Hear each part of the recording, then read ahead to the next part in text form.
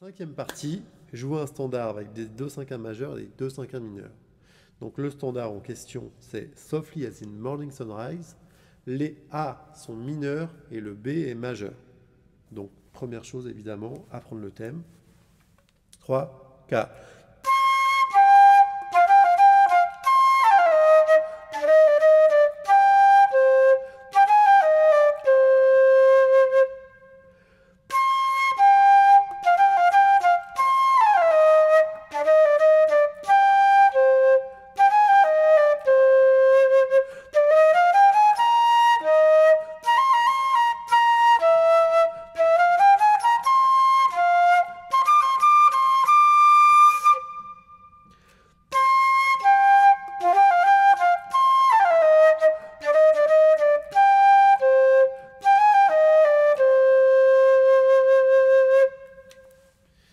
Donc pour travailler la tonalité du morceau, j'ai fait un petit mélange de travailler les intervalles avec la tonique, de cette façon-là.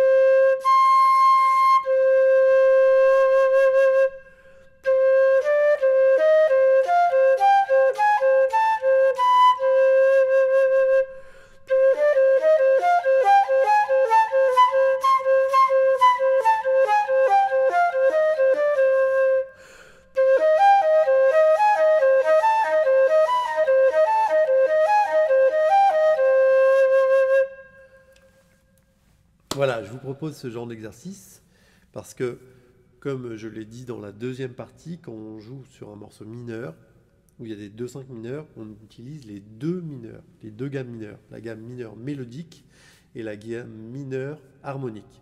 Et moi, la gamme que je vous propose, c'est la gamme mineure diminuée. Et comment on crée cette gamme mineure diminuée? Ben, c'est très simple. On prend la gamme mélodique, on prend la gamme mineure mélodique, la gamme mineure harmonique, et on met les deux ensemble. Ce qui fait qu'on a les deux sixtes.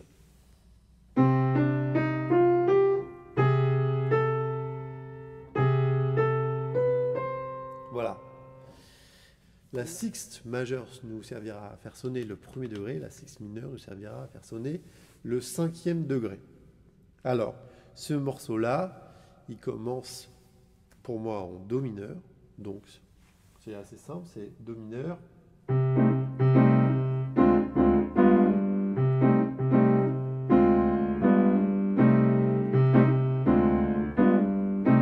Ok. Ensuite, on va sur le pont en Mi bémol majeur. Mi bémol majeur, Mi diminué pour accrocher le Fa mineur. Ensuite, Sol 7. Et on revient sur 1, 2, 5, 1, etc. Alors il y a pas mal de grilles où on marque 1, 6, 2, 5.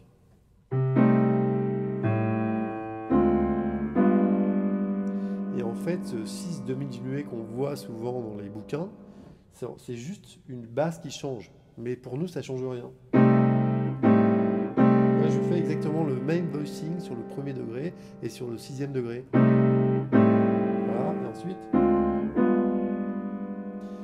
J'ai dit sur le B qu'on allait en Mi bémol majeur. Et là, il y a un petit truc à comprendre aussi par rapport au standard de jazz et aux morceaux en général. C'est un monde en majeur. On évolue dans un monde en majeur et à l'intérieur du majeur, il y a le mineur. Pourquoi? Parce que le mineur, c'est le sixième degré du majeur. On est en Do mineur. Le relatif majeur, c'est Mi bémol majeur.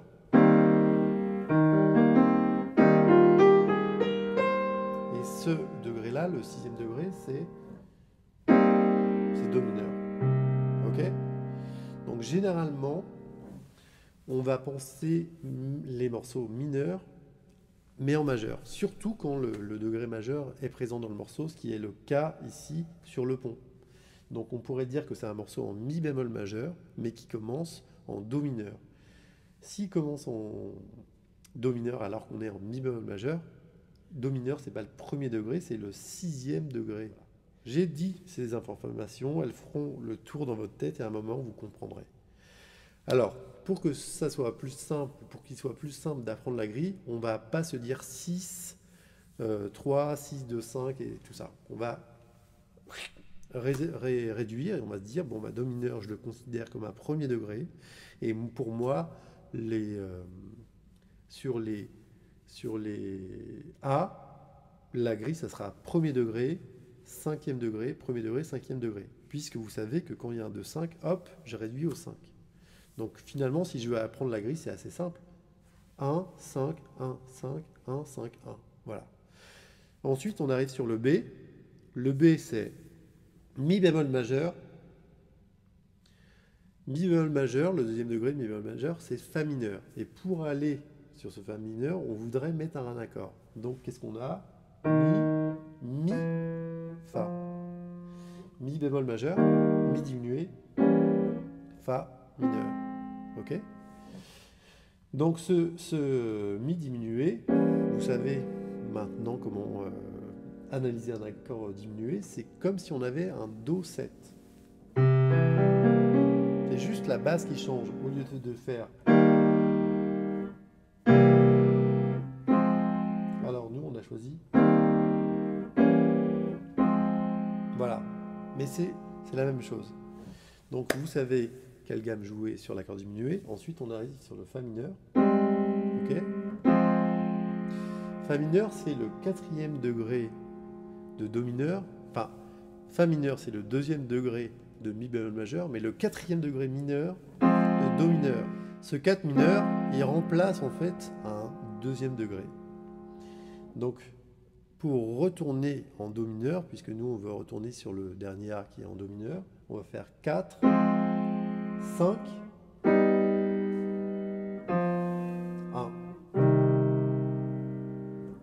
Fa mineur, sol 7, do mineur.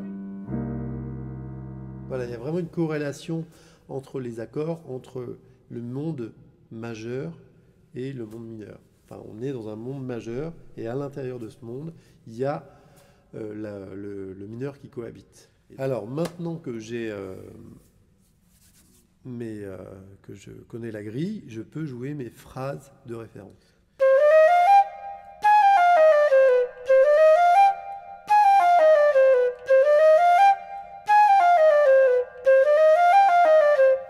Ok? Moi, je vous propose un exercice en faisant l'inverse. 1, 2, 3.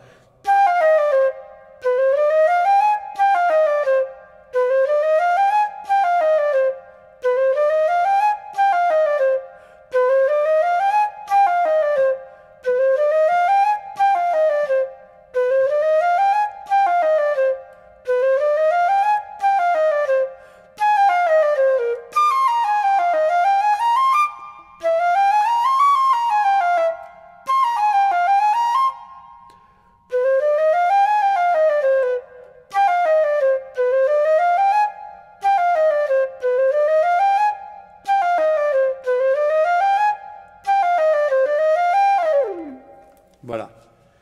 Donc sur les 8 dernières mesures, je vous ai proposé une alternative aussi aux phrases de référence. C'est juste que je l'ai avancé d'un temps et ça avance. C'est juste que j'ai avancé ma phrase d'un temps et que ça marche super bien. Alors maintenant, à partir des phrases de référence, et ça toutes les 2 mesures, on va créer des petits solos. C'est-à-dire jouer le début de la phrase de référence et résoudre sur la deuxième mesure.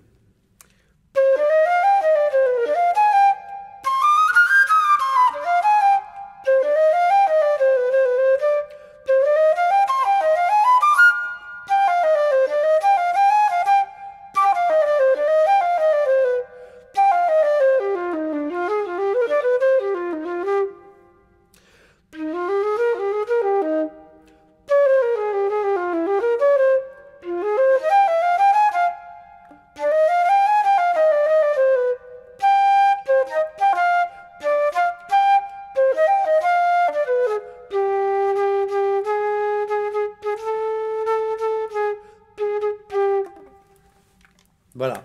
Là, je vous ai proposé plusieurs possibilités. Vous avez vu qu'à par moment, j'ai développe un peu plus la phrase de référence, mais la plupart du temps, c'est des phrases qui sont de la tonique à la quinte ou des arpèges. Donc vraiment, j'utilise soit, voilà, ou sur les accords de dominante.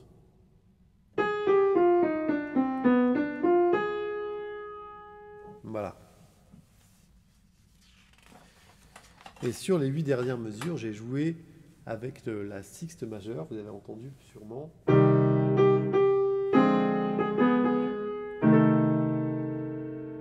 Voilà. C'est pour ça que cette sixte, elle est importante à connaître et à jouer parce qu'elle sonne super bien.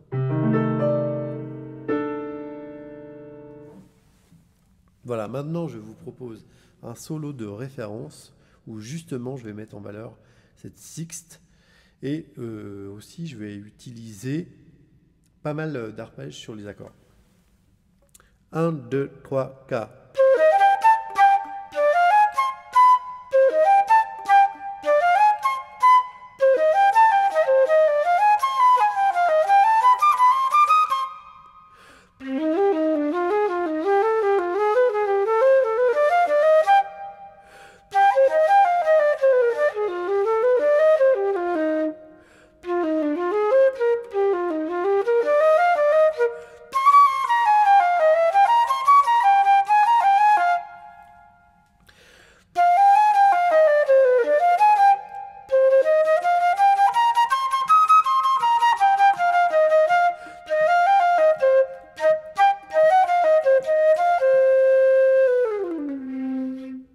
Voilà, donc il y a pas mal d'informations dans ce solo, notamment le fait d'utiliser les sixtes.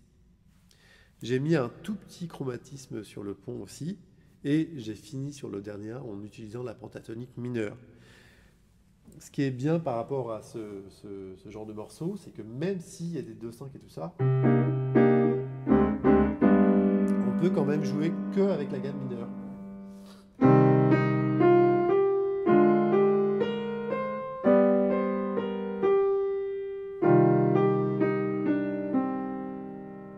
Voilà.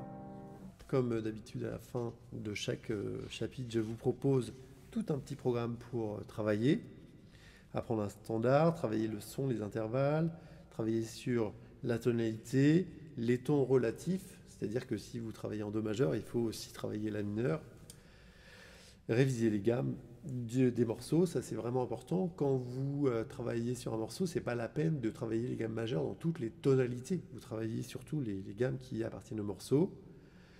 Ensuite, jouer des phrases de référence sur les morceaux, ça c'est important pour apprendre du vocabulaire.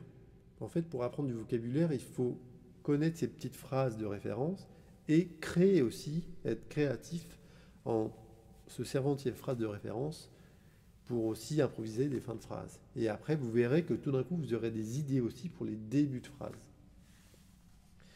Jouer toutes les deux mesures, ça c'est vraiment fondamental. 6e partie, donc là, on va travailler cette fois sur Bye Bye Blackbird.